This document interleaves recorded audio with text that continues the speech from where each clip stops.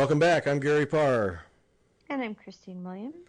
You are listening to Fiber Talk, that twice weekly podcast for people who make fine art with needle and thread. And our guest this week from Australia, Sharon Boggon. Hi, Sharon. G'day. How you going? Now, thank you for that. Thank you for doing the good day thing, because that gets it off on the right foot. Okay, now, as a former teacher, going through your websites, as a former teacher, the one thing that stuck to me is the statement, "I'm not going to write your paper for you." I love that.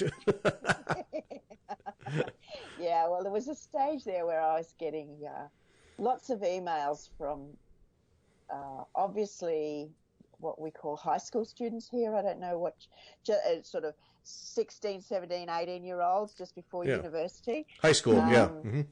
Do you call it high school there? Yes. Yeah, and they were wanting me to answer all these questions, and I thought, if I answer these questions, I'm writing their paper for them. So it's all up on the website. I put it up on a page on the website.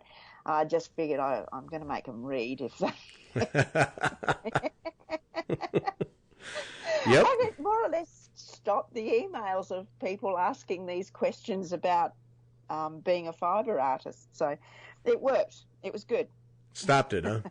Well, that's just it. Yeah, if they send you email and you write in response, then it's just a copy, paste, and tie it together. Yeah. Yeah, I wanted them to think about whatever it was that they were writing about. So I put the information on the website so they could find it, but they had to ask a question themselves and go looking for the answer, which is what you're supposed to do when you're writing an essay. Right. So, so that's what I did. Outstanding. I love it because the last time that I taught high school science, which is now 15, 16 years ago, one of the most, and I had not taught for several years. It was a job between magazine jobs, and the change in students was significant. And I kept getting, because when you're teaching science, you just ask them questions and make them think about it. Same thing, do your homework, think about it, figure these things out. And time again, I would get, "Would you just tell us the answer and then we'll remember it for the test?" No, we're not doing it. No, we're not doing it that way. Yeah. Yeah, you've got to exercise your brain like everything else in your body. Yeah. I annoyed many a student with that. "No, I'm not doing that. Figure it out." Yeah. The most you're going to get is it's on this page. Find it. Yeah. So I love that. That one was great. Yeah, I'm not writing your paper for you. You got to actually do some work. Yep. So okay, then the other I have two questions out of the gate. That one, and then where does the name Pin Tangle come from? I always use those pins with the bobbly bit on the end. It's the coloured bobbly bit because I'm forever dropping them, and if they've got the bobbly bit on the end, you can see them. And one time I dropped the whole tin, and there was this tangle of pins. Oh, I've done that.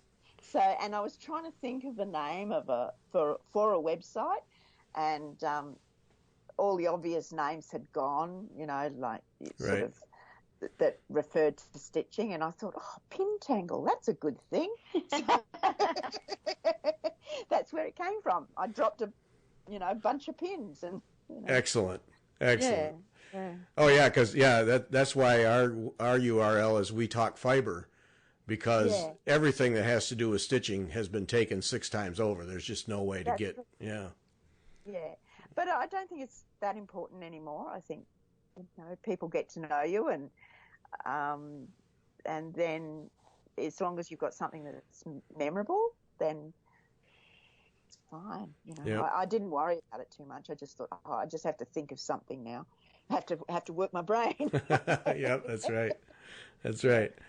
Yeah. All right, now crazy quilt. Now I followed you. I get on my Feedly news feed. I've been following you for quite a while, and this crazy quilting stuff. And when I mentioned crazy quilting, Christine was all over it.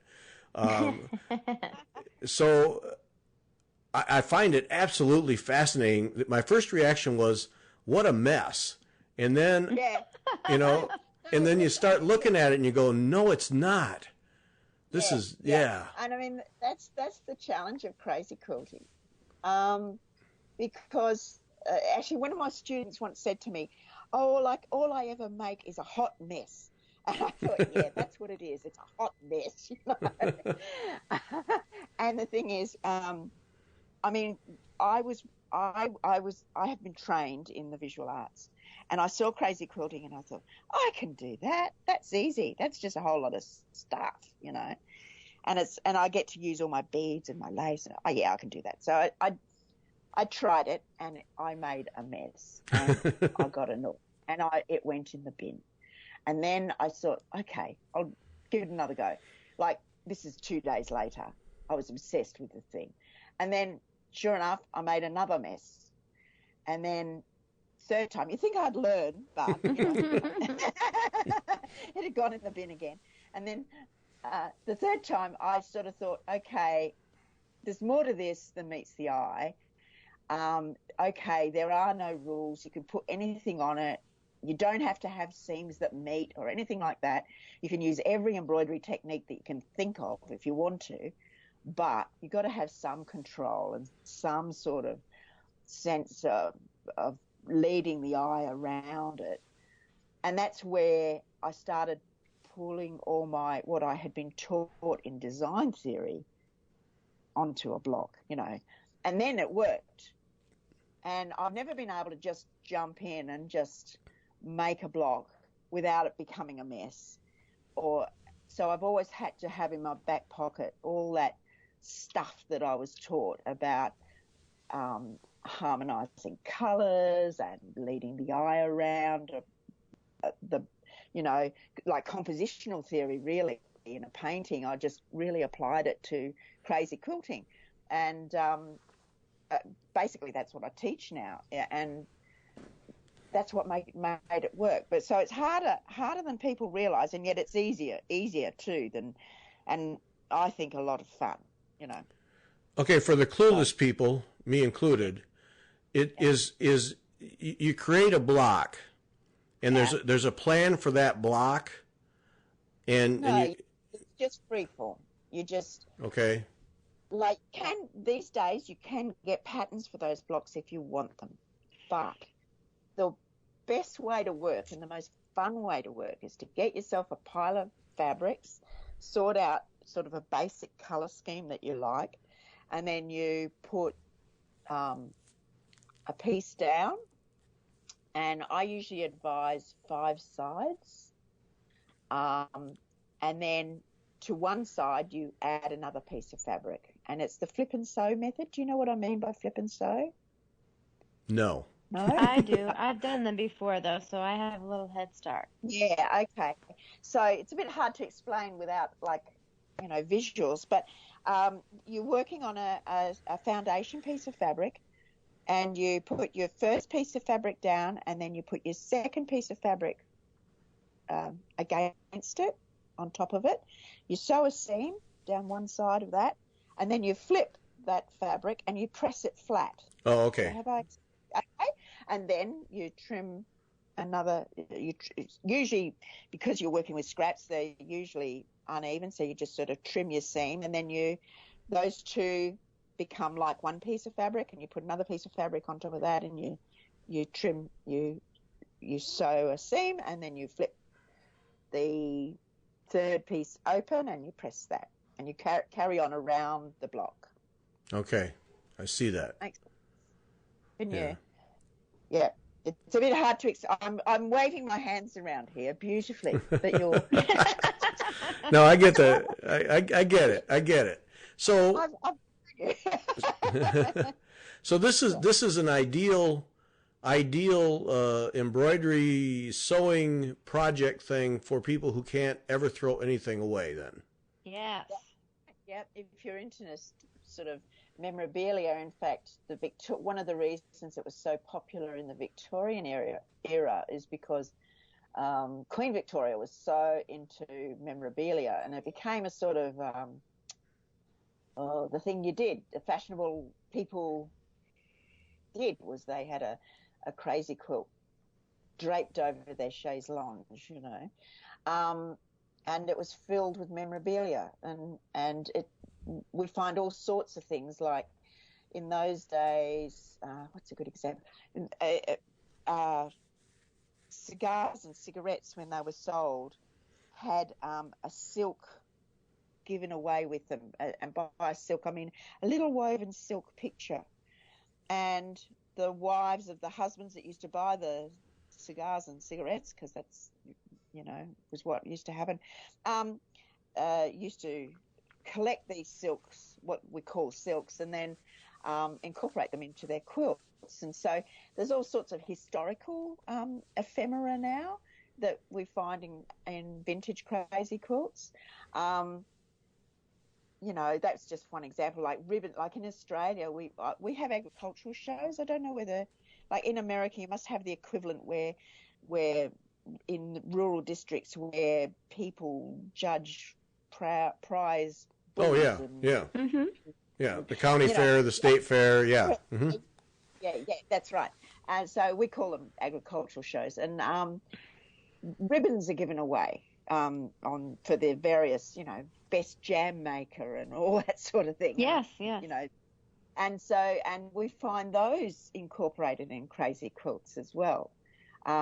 So memorabilia has always been incorporated in crazy quilts, and of course these days we've got access to the internet, and it means that crazy quilting has sort of really become even more crazy.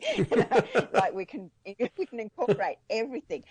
I think there's a quilt, I can't remember where it is, I think it's in the Smithsonian, where the woman who, because you really can put anything on a crazy quilt, the woman who made this quilt, her husband was a taxidermist, and she has two chipmunks. This can't go anywhere well. Yeah. She's got two chipmunks on it. So, See, my pets bring in animals all the time, so that's why I said this can never go. This is not going to end well. Yeah. But like that's an extreme, obviously. It's creative. It's creative, yeah. It's creative. But so when students say to me, "Oh, what can I put this on a crazy quilt?" I say, "Hey, you can put anything on a crazy quilt. If you can stitch it on there, you can put it on there. It's okay." So you know what I think would be best though is to get pictures of your kids, like the most awkward pictures of your kids, the worst pictures of your kids at their most, the worst, most awkward phases, and put their faces on them and stitch that in. But kind of don't tell them about it. Just put them sort of out of the way and then put them in there. And don't tell them until their friends are over. Yes. But I mean, like there's lots of family album quilts are done. Yeah. Family histories, particularly with the fact with computers, because you can, print a photograph on fabric and away you go. You can do anything on a crazy quilt. They're great fun. They're just great. And it's very addictive. It's kept me busy for 20 years. And I didn't think it would. Yeah, that 20 years, it's obviously addictive, yeah. So how big do these quilts get? Just till you figure you've done enough on that quilt, or is there... Well, that can be anything from a small, like a metre by metre, so a yard by yard, or to a full bed-size quilt. They were never... crazy quilts were never meant to be things that were used. They were always things that were decorative, because you have your cotton quilts that, come from a tradition of, making do and being thrifty and all that sort of stuff. And you've got those cotton quilts, but then you've got the crazy quilts are made out of velvets and satins and all the rich fabrics that were from the dresses at the time. And they were a way of conserving, not wasting that fabric, but they were never made to be put on a bed as such. They were always, as I say, draped over. They were in the parlour. They were draped over a seat or something in the parlour, and it was more a case of saying indirectly, of course, that the woman of the household was a good needleworker. Like they were still used to showcase her needlework talents, a bit like samplers were, but she did not have to be practical. They were wealthy enough as a family where servants did the mundane stitching, and she could do, they were in a way like the first art quilts, and she didn't have to concern herself with being, they didn't need bedding, if you know what I mean. Yeah. But yet she was still a good housewife. She was a good woman. She didn't waste things. She didn't, she had these needlework skills. She didn't waste good material, so there were all these other sort of thrifty values still there, but it was, it was an art quilt basically, and I've always found them fascinating things for that reason. So one more dumb guy question. Does that suggest to me then that there are antique crazy quilts that are in museums or that are... Yeah. Yes, there's, and they're very collectible, and they display history and things like. In Australia, many of our really lovely crazy quilts were made we had gold rushes just after you had gold rushes. And in fact, many Americans went from the gold fields in the States, and they came to Australia. But when people struck it rich, the first thing they did was order a suit, and the suits had like a satin, waistcoat, and so the first Australian crazy quilts, or the early Australian crazy quilts, often came from the goldfields, from the dressmakers in the goldfields, because they had access to all these rich scraps, and they made that's a bit of Australian crazy quilt history, you know. But I mean, the States has a fantastic history of crazy quilting. But you'll find crazy quilts in the Victoria and Albert Museum in London, and the Smithsonian has crazy quilts, and I can't think of offhand. There's other museums in America that has a lot of crazy quilts, but I can't think off the top of my head what they are. But they're in museums. This is a whole new world to me. I thought crazy quilts were some more recent stitching thing that just allowed people to just go crazy. Wow. The vintage ones and they're really beautiful. The old ones, they're even more freeform than many of the modern crazy quilts. The modern crazy quilts sort of have more beading, and I mean, the old crazy quilts had stuff on them too, but like, it seems that in the 21st century, because we've got access to beads and charms and all sorts of things, more stuff is going on them. So there's a definite modern look to them. But the old crazy quilts are just beautiful, just gorgeous. Learn something every day. All right, now your book. Okay, book. What is the book a how-to guide, or it's actually it's about how to do crazy quilting, but it's how to, at the beginning of the conversation, how I was talking about how when I first started everything was a mess. Well, it's about how to avoid that mess, really, with design. It's what I've taught, and in the sense that it shows people how to pull together a block in such a way that, although it is crazy quilting and it has a lot of stuff on it, because you're dealing with a lot of bits and pieces with crazy quilting. So they're hard designs in many ways to pull together. And the book is about how to do that. Now, I don't want to make it sound crazy quilting make it sound hard. It's not. It's a lot of fun, but you do have to stop and think occasionally. Darn it. Rather than just get carried away with all the beads and all the bling and all the fun, you have to go, oopsie, okay, I have to just see what's this going to do to my poor viewer's eye. Yes. Now, in the regular quilting world, people can get pretty uptight about whether the points I'm way out over my skis here, whether the points are matched up and the lines are straight and all that kind of stuff. You don't have to worry about. You don't care, huh? All. It does not matter at all. Okay.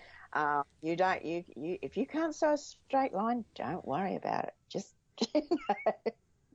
There you go, Christine. Now now I could do a crazy quilt. I can do a crazy quilt. Yeah. No, it's fine. Really, I'm totally serious about this.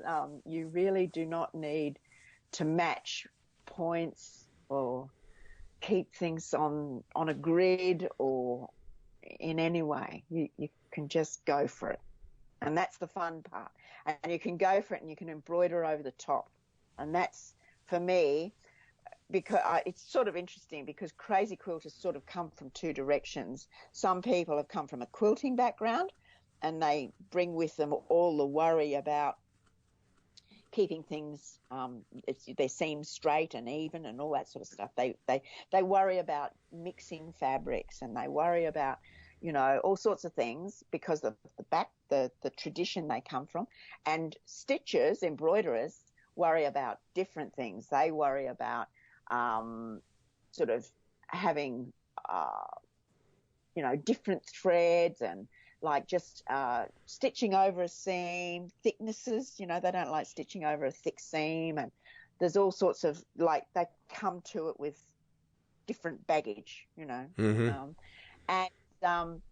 For quilters, you don't have to worry about sewing straight. You just go for it. You don't have to worry about mixing fabrics.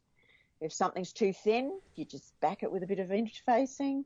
I come from an embroidery background, so I don't really like stitching through really, really thick fabric. But some people, it doesn't worry them. You can have a thin. You can mix your fabrics, which is something that is new to some quilters. They're just used to working with just cottons, So yeah, it's lots of fun. Lots of fun. And you can have lace in it as well. I haven't mentioned lace.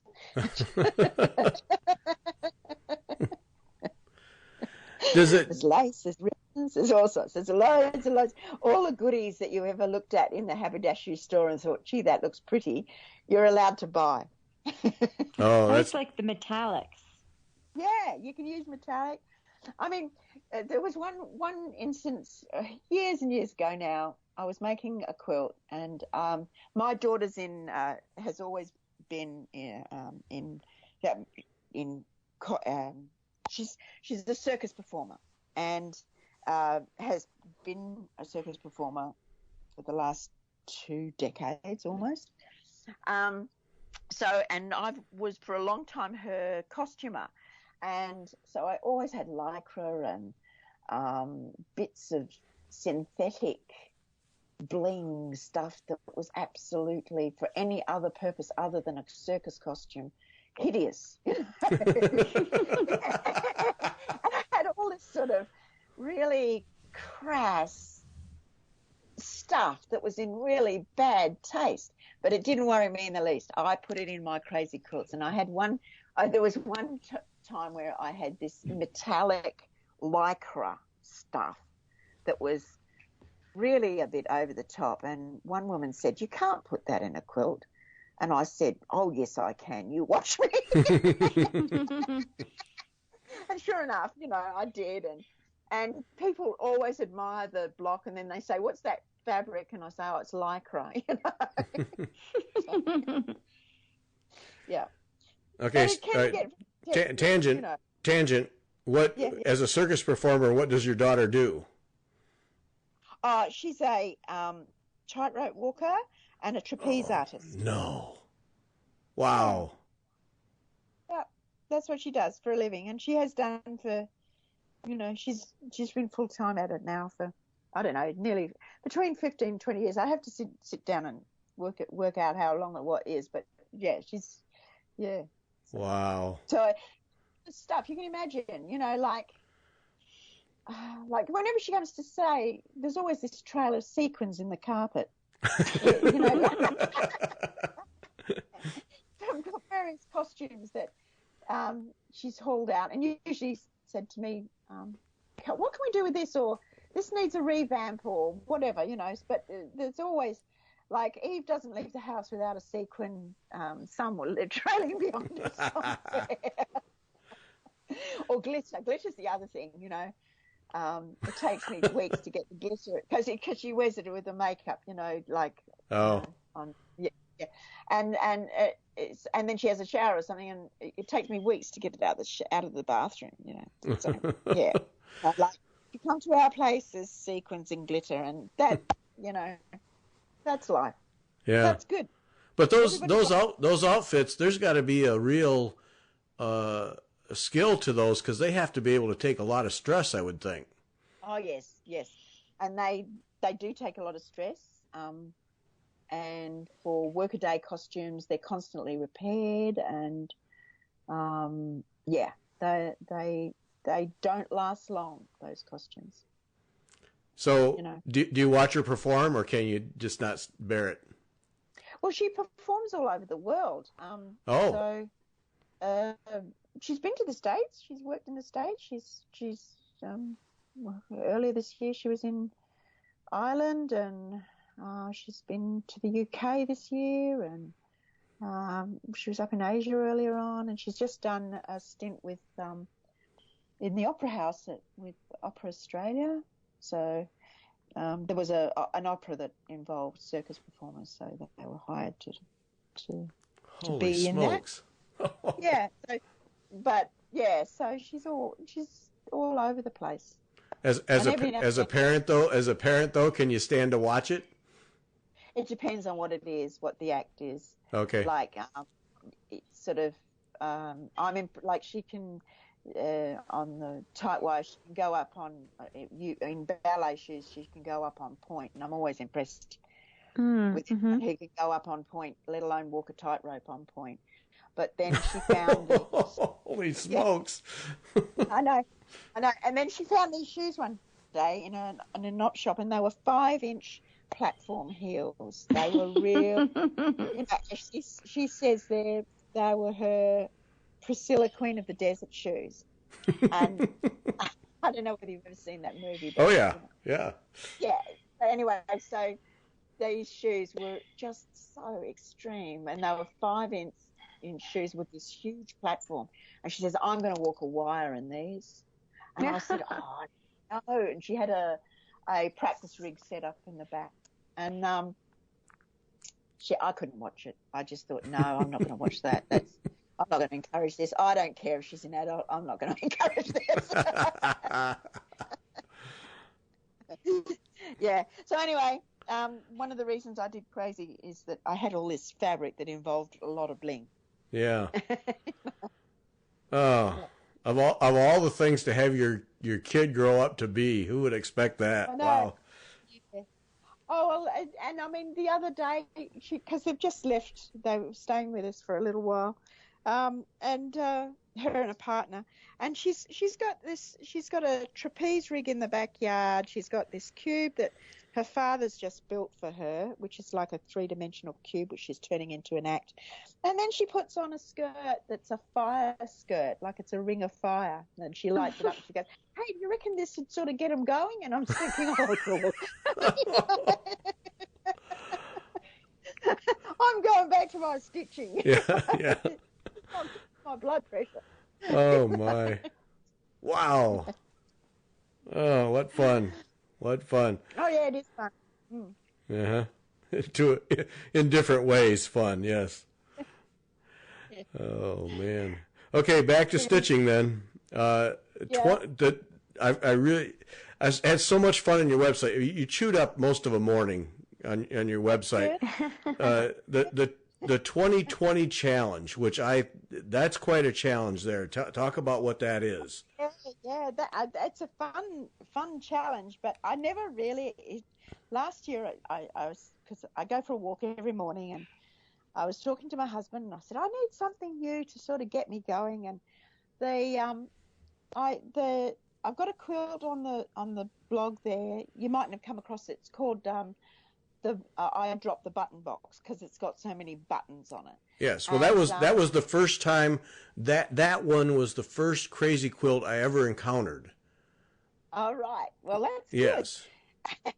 But what it was a Y2K quilt, and the idea behind that one was that you had 2,000 different pieces. Now, by different pieces in crazy quilting, that can be fabric, it can be ribbon, it can be lace, it can be buttons, it can be beads, it can be whatever you put on the quilt, and you can just count them all up, and as long as they're all different, you've got 2,000 pieces. So it's that was a Y2K quilt, or the equivalent. And then I thought, I'll do one for 2020, meaning there's 2,020 different pieces going to be used in the blocks. So they're all different fabrics, all different ribbons, different stitches. Like you can use the same stitch again, but you only get to count it once, Mm-hmm. So, yeah. So the idea is variety, because the thing about crazy quilting, or the visual interest in crazy quilting, is always the variety. It's always, or what's admired is how ingenious you can be with whatever it is you're using, and how creative you can be with your stitches, how many different ways you can use buttonhole, for instance, or whatever, Mm-hmm. And that's the thing that's admired in crazy quilting by other crazy quilters. So it's a way of showing off too. And the thing is, I sort of thought this up. I thought, 2020, yeah, I'll do that. I came home from my walk, and I was all keen, and I had my shower and all that sort of thing. Stood in the shower, and I thought, I'll propose it as a challenge. And then I thought, this isn't really smart as the challenge, because it's a huge project. It's a full-size quilt, and it's all hand embroidered, and it's all, hand beaded, and it's a really big project, even though you've got till 2020 to finish it. And I thought, no one will take me up on it, And sure, and I've sort of posted to the Facebook group. There's a couple of big crazy quilt Facebook groups, and I posted to the Facebook group, and blow me down if people weren't getting excited about it. And I thought, oh yeah, okay, well they're on, Game on.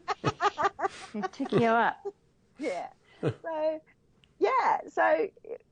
that, and I mean, it's a great challenge, and people are really enjoying it, so that's good, And of course, then that obligates you to make one too, then.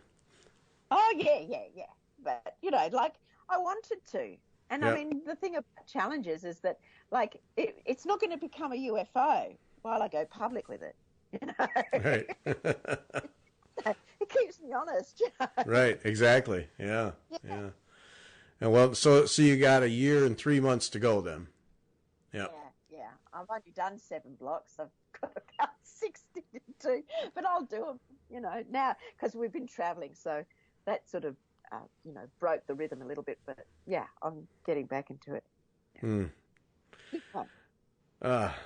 Yeah. Oh, and then wanted to ask you, I had enjoyed your video on your templates. Oh yeah. The little plastic pieces.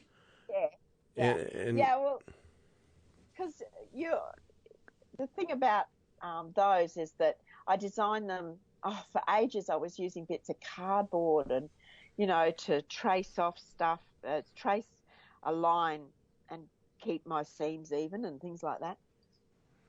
And I thought, I'll see what it costs to sort of get these laser cut and made.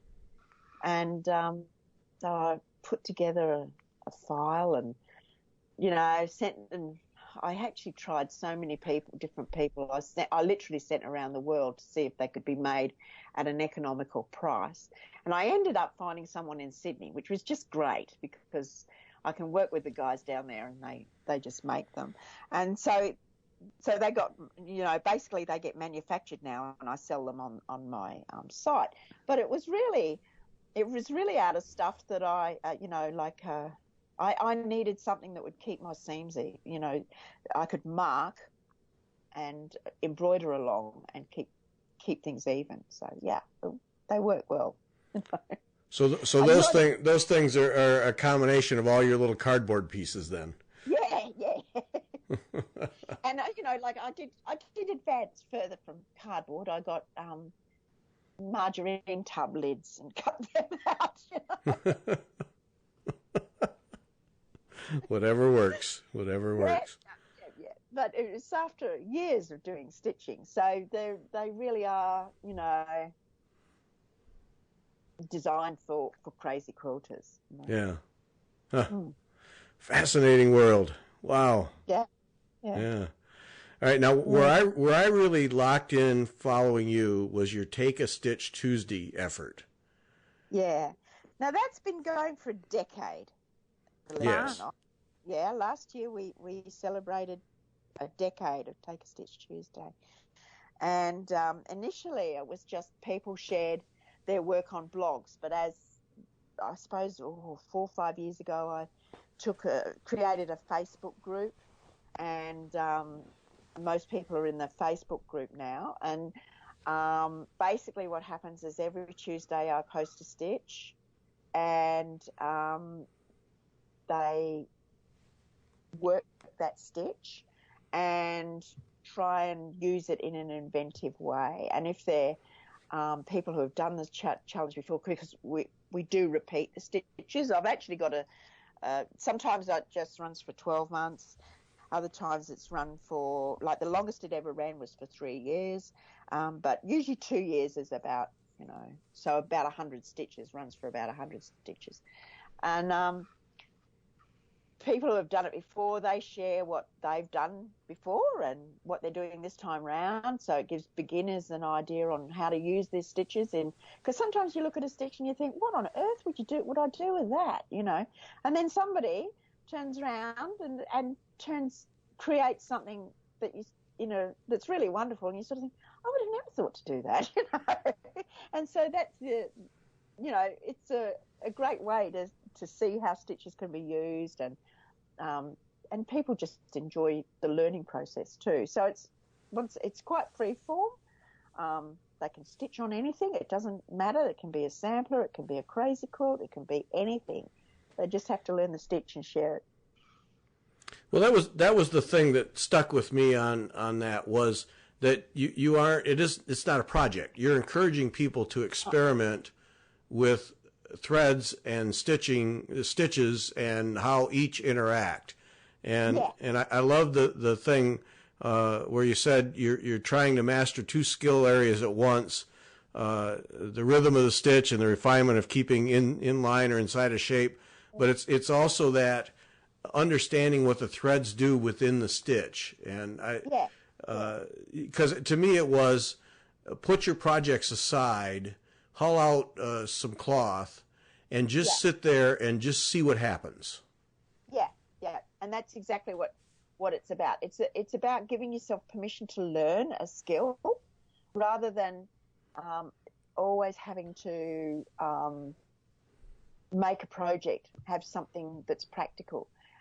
I effectively believe that it's okay just to learn a skill. It's this teacher in me, and I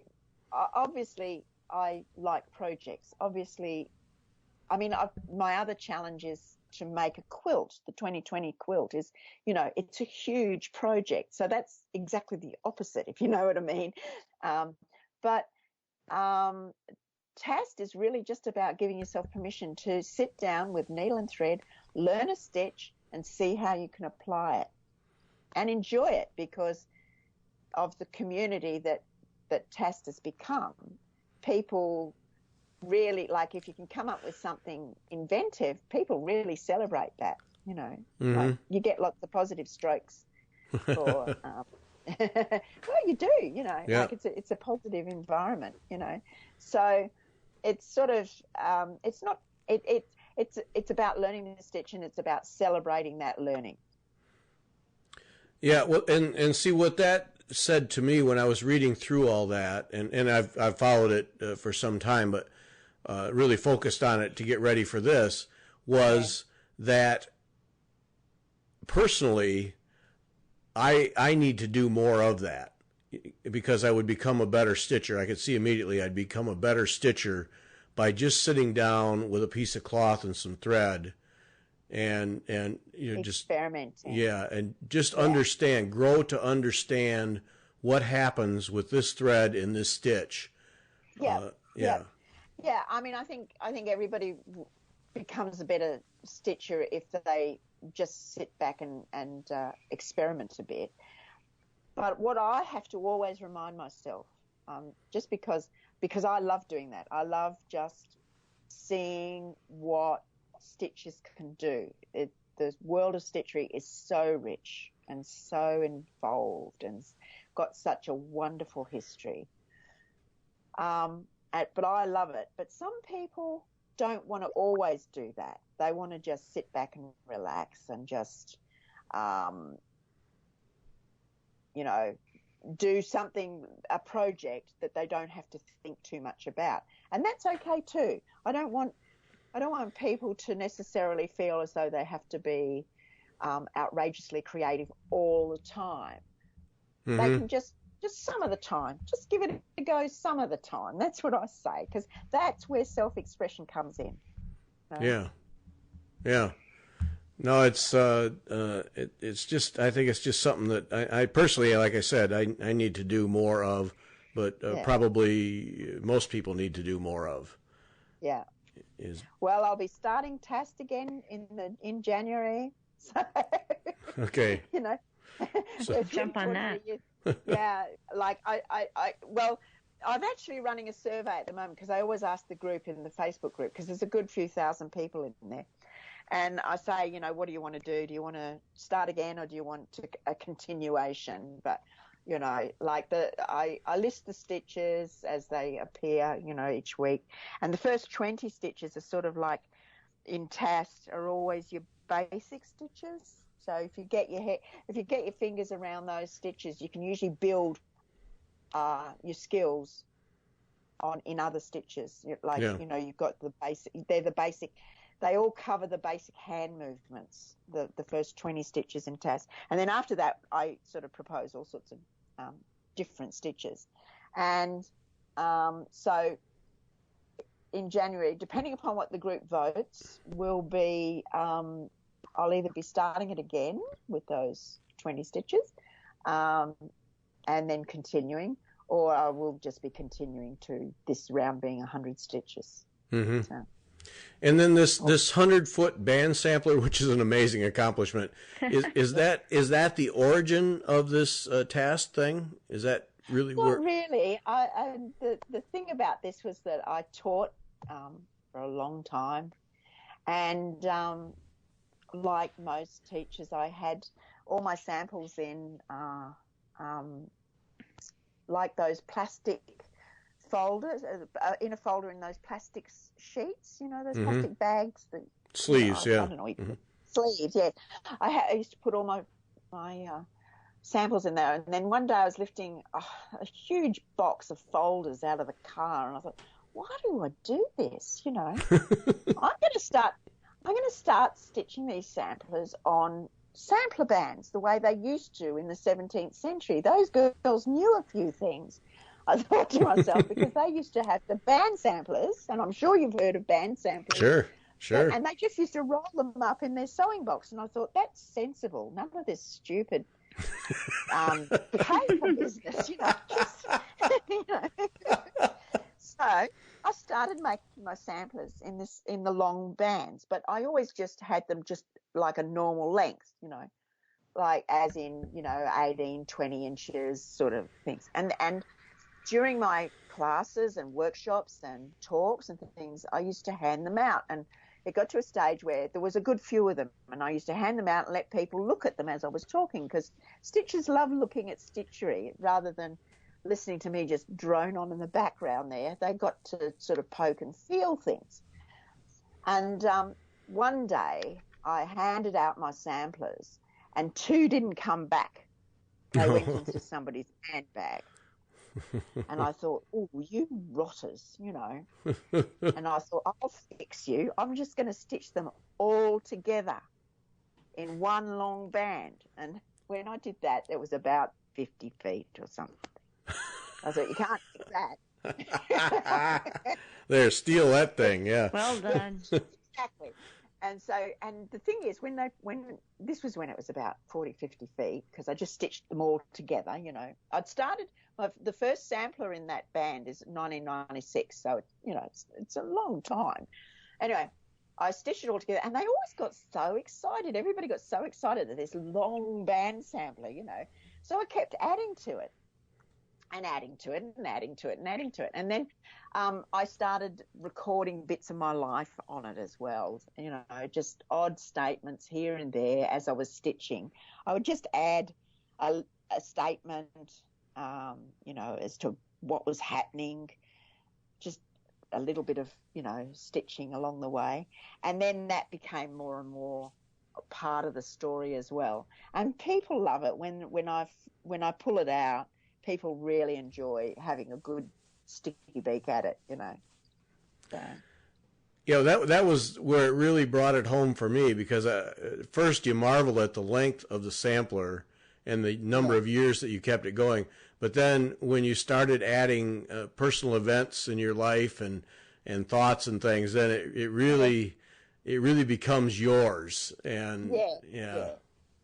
I mean, it's a textile with the story, you know, and I mean, it as a teacher, I've had to create a lot of samples at various times, so it is dual purpose. Although now, when I'm in a teaching situation and I'm talking about something and I think, oh, that's that stitch, you could use that stitch, trying to find it. Oh, yes. Yeah. And the thing is, as you're looking for one thing, you get sidetracked on something else, and you sort of say, if you're talking to a student, you said, you could do this, or you could do that, or you could, and then you end up just bamboozling the poor soul.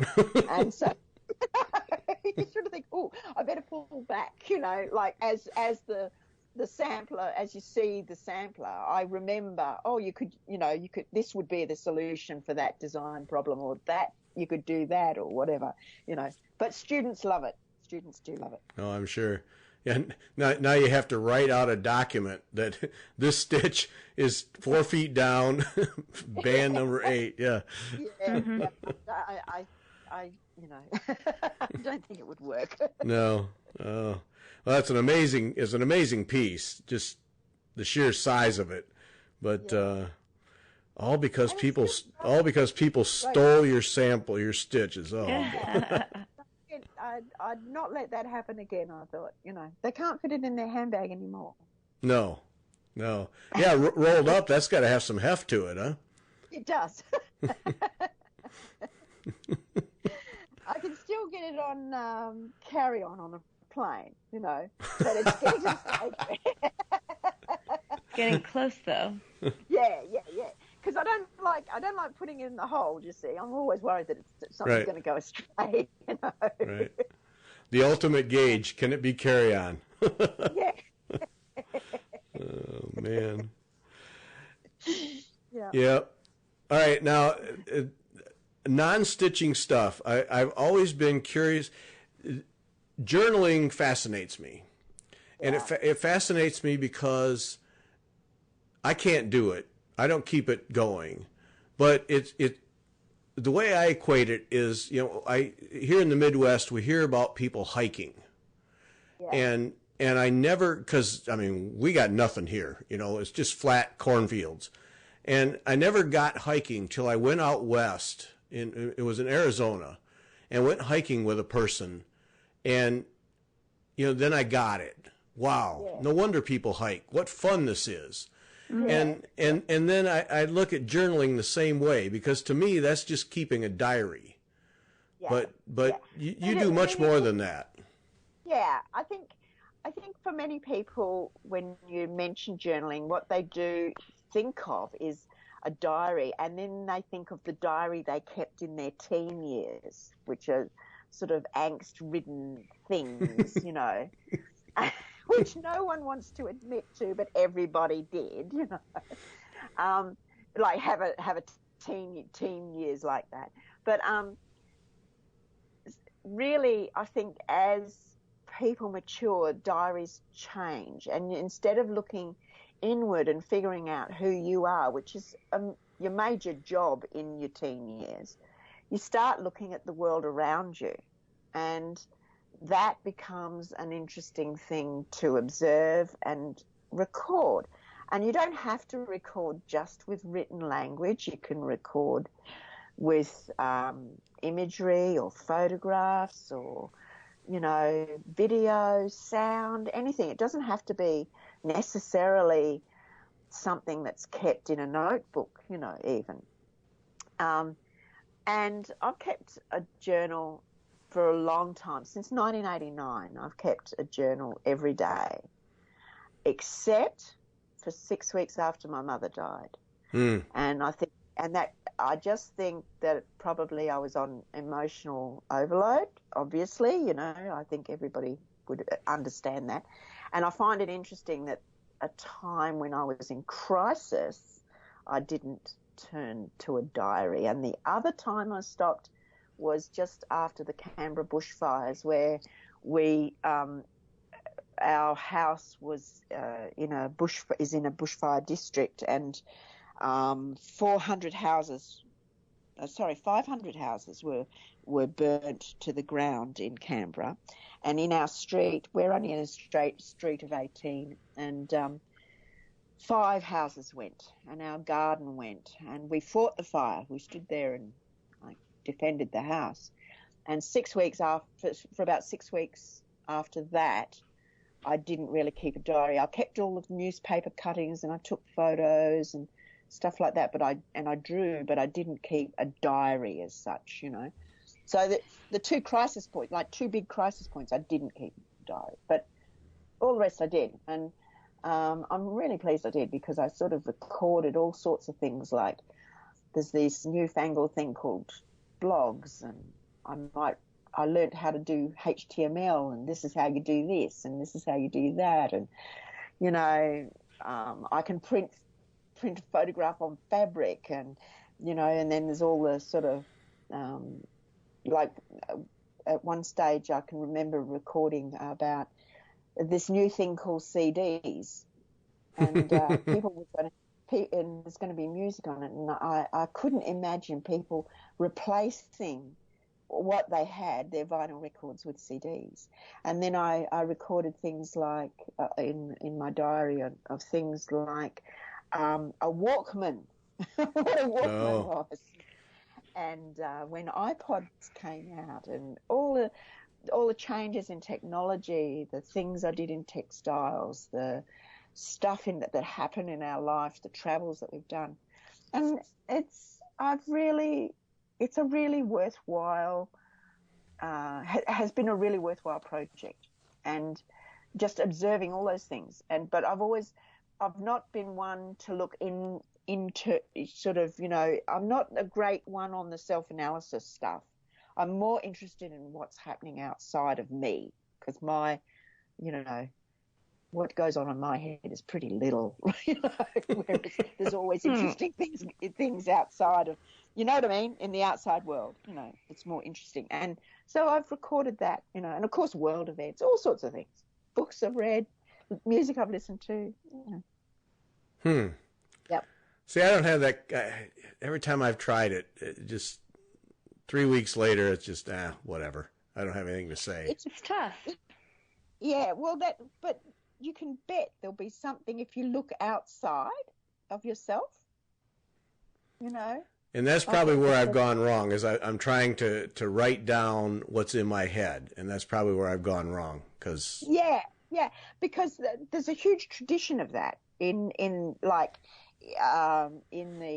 mental health field, for instance. You know, often psychologists and psychiatrists will ask people to keep a journal, and the idea is that they get their worries out onto paper. The thing is, I'm not keeping a journal in order to write my mental health, if you know what I mean.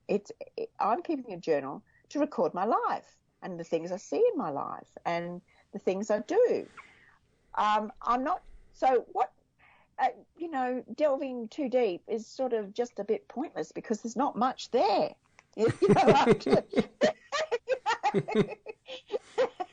Truly. I mean, some days I'm not saying, but so I tell people, just look outside, just go for a walk. Just there's something in the news. You will have seen something online. You will have talked to someone. You will have, that has made your day interesting. And that's the way you live your life. Is we live our lives interacting with people. We live our lives responding to the news we hear. We delight in a bird or a squirrel or whatever it is in our garden. We go for a walk. So on and so forth. Okay, I have to take a different look at this. I'm still not sure I'd do it, but I call it observation. I think you can. Yeah. I just observe your life. Like we go for a walk every morning, and we're sort of in an area where we have access to. It's like a park, a national park, and every morning we go walking, and we always see wallabies and we always see kangaroos.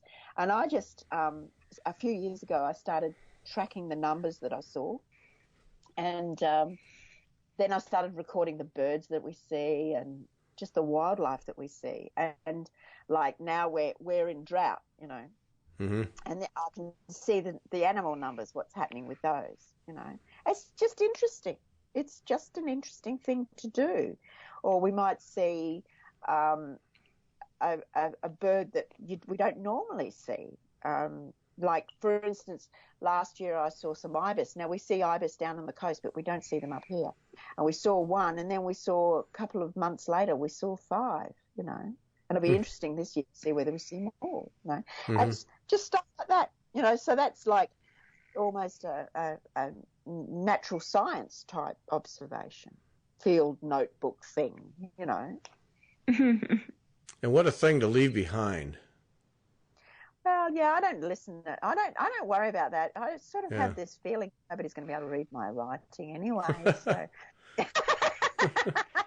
that's why they invented typewriters and computers. Yeah. But I sort of figure, well, they're not going to. I do put pictures in my. I do draw as well. So I do sketch, but very often my sketchbooks are now separate from my journals. So. Simply because I like the paper to have good watercolor paper on the sketchbooks. So, and you can't, good watercolor paper costs money, and I'm not going to spend. It's nearly $1 a sheet.